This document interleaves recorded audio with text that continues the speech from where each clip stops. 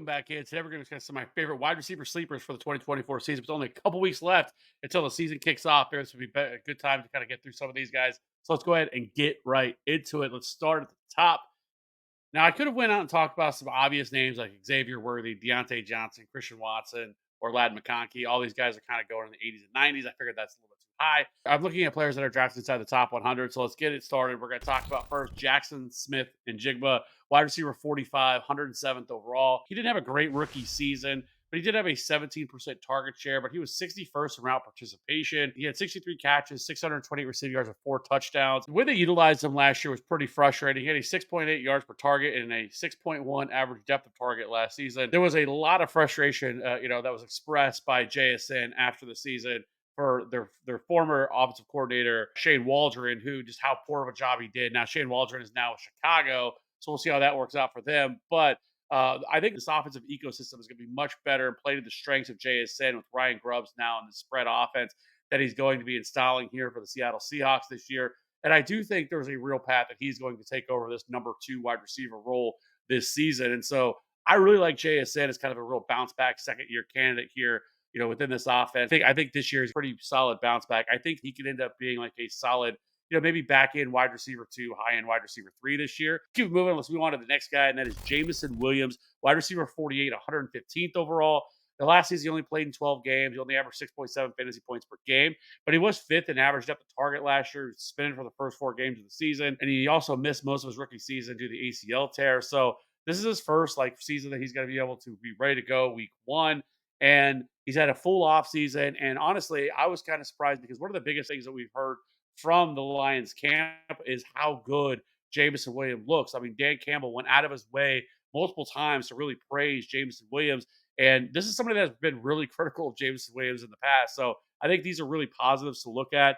He is now entrenched as the number 2 wide receiver here with Josh Reynolds gone to Denver. We're talking about a super explosive wide receiver. And I think we could see a lot more manufactured touches for Jameson Williams this year to get the ball in his hands, utilize some of his strengths. So I think Jameson Williams becomes a little bit more of a nuanced route runner, not something that's just a deep threat. And they're going to need him because they have really nobody behind Jameson Williams to even threaten him. So I still think he's probably still probably the 3rd in targets this year. I still think Sam Laporta and obviously Amon-Ra St. Brown is going to be ahead of him. This is still one of the best offenses in the league. It's a top 5 scoring offense from last season. That were 9th in pass plays per game, but they were 18th in pace. So there is some room here for them to expound on that. So I really like Jameson Williams. Could be a little more boom or bust on a week to week, but if they do really work to get him some more manufactured touches, get him the ball in his hands, I think that's going to raise his floor. So Jameson Williams is somebody that I really like. Wide receiver 48, 115th overall. Let's keep it moving here and talk about probably one of my favorite wide receivers to draft in this range, and that is Brian Thomas Jr., rookie wide receiver for the Jacksonville Jaguars, being drafted at wide receiver 50, 123rd overall. This is a 6'3", 209-pound wide receiver. He blew the doors off the combine. Now, this is a player that a lot like a very similar profile to a lot of these other wide receivers. He did not produce until his final year at LSU last year, where he had 68 catches, 1,200 receiving yards, and 17 touchdowns, and a wonderful 17.3 yards per catch. He was also 32nd in yards per route run last year. He was also 2nd in deep yards and deep. He's had a great camp, a great preseason. I think he's really flashed why the Jaguars took him in the first round. And honestly, I'm kind of surprised that he hasn't been pushed up more than he has. Really hasn't happened for a first round wide receiver. And what should be a really bounce back offense with the Jacksonville Jaguars. I really do like this Jaguars offense. I think Trevor Lawrence. I think Christian Kirk is obviously still going to be involved, but I just think Christian Kirk's always been kind of a wide receiver 2. He's not really a wide receiver 1. And so there is a clear path here, in my opinion, for Brian Thomas. Maybe he starts out a little slow, but as the season goes by, I think he's going to really entrench himself as the number 1 wide receiver within this offense. So I love Brian Thomas at this cost right now. Let's keep it moving. Talk about a player that I've been on all offseason, and that is Khalil Shakir, wide receiver 51, 133rd overall. I've talked about him multiple times, but there's no way I could leave him out of this video. Obviously, we already know Stephon Diggs, Gabe Davis are gone. 240 total targets. 41% of the team's total targets from last season are gone. Now, they did draft Keon Coleman in the 2nd round, and they also signed Curtis Samuel.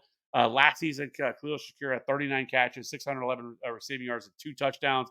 Now, he was 33rd in yards per route run, 14th in yards per reception, 19th in target separation, and 2nd in fantasy points per target. He was also really good with the ball in his hands last year. He was 4th in yards after the catch per reception as well. And some good news, I mean, at least for Khalil Shakir, is Curtis Samuel is dealing with a turf toe injury. Now, Curtis Samuel is listed as week to be ready to go for week one. But all I know is turf toe injury really ends up killing wide receivers. I think Khalil Shakir has a real shot to being this team's leading target earner in this offense. Now, I would still probably lean more towards Dalton Kincaid, but I definitely think he has the chance to be the number one target earner among the wide receivers this year. I know there's people that are down on the Bills offense, but I still think Khalil Shakir could end up being a clear cut winner here. At a wide receiver 51, 133rd overall, doesn't cost a lot to find out. So he is somebody I'm definitely on. Let's keep it moving. Let's talk about Rashid Shaheed, wide receiver 55, 143rd overall. Another player that I've talked a lot about, but there's no way. I could walk away without talking about him. Last season, he had a 14% target share, 46 catches, 719 receiving yards, and 5 touchdowns. And he averaged double-digit fantasy points per game last year. He actually was pretty productive with 5 games of top 24 production. He was 17th in yards per target. We know Michael Thomas is now gone from this offense, which frees up 64 targets first 10 games of the season last year. But probably the most positive is they brought in a new offensive coordinator. Pete Carmichael is gone. That dude was cheeks. I just say terrible, terrible offensive coordinator. Cocoon. I don't know what this dude was still doing there. They finally bring in some new blood. They bring in Clint Kubiak coming from that Kyle Shanahan tree. So I do think he is going to be able to scheme him touches, scheme him into space, really get the ball in his hands. One thing that worries me the most about the Saints offense this year is their offensive line. That offensive line could be the worst in the league this year. It really could be truly dreadful this season. So I think you're going to see a lot of Derek Carr really getting the ball out of his hands quickly. And if they decide to use Rashid Shaheed in a much more smarter way, instead of just having him being a deep threat, I think that is where Shaheed could really take off this year. Another player here is Darnell Mooney. Another player I'm really surprised hasn't really gained more traction. Wide receiver 70, 204th overall. This is going to be a team now with a new offensive identity, with Shane Robinson coming in as the new offensive coordinator. And coming in with some of that McVay stuff, I think you're going to see Darnell Mooney play a lot from the slot here within this offense. Think of like the Cooper Cup type role. I think that's where Darnell Mooney could play. He's going to play some on the outside. They'll obviously put Drake London on the inside as well. But this is a wide receiver that has 1,000-yard season under his belt.